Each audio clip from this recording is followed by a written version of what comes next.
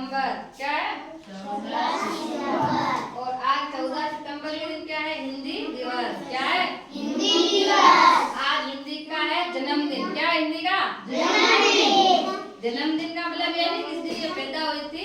इस दिन का मतलब ये है कि हिंदी को हमारी राजभाषा के रूप में स्वीकार किया गया था कि हमारे भारत में जितने भी सब सरकारी काम होंगे सब हिंदी भाषा में होंगे। सरकारी काम, किसी भी ऑफिस का काम हो, स्कूल का काम हो, कहीं का भी काम हो, हिंदी भाषा में होंगे।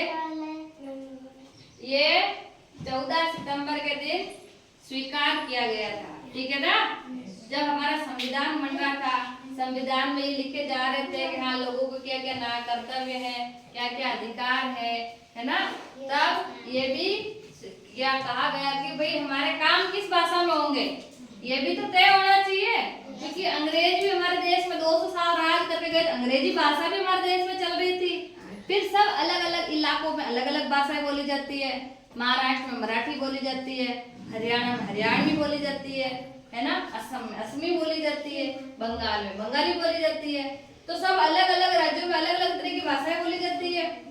लेकिन अब कोई भी जैसे बंगाल का कोई लेटर हो हमारे राजस्थान में आना है तो हम कैसे पढ़ेंगे अगर वो बंगाली में लिखा हुआ होगा तो, है ना?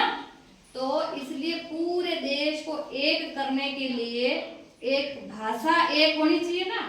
तो हमारे देश में हिंदी और इंग्लिश दोनों को एक राजभाषा के रूप में स्वीकार किया गया। जितने भी सरकारी काम हो, पेपर के काम हो, पढ़ाई का काम हो, जितने भी कार्य हो, हिंदी और इंग्लिश दोनों ही भाषा में होंगे।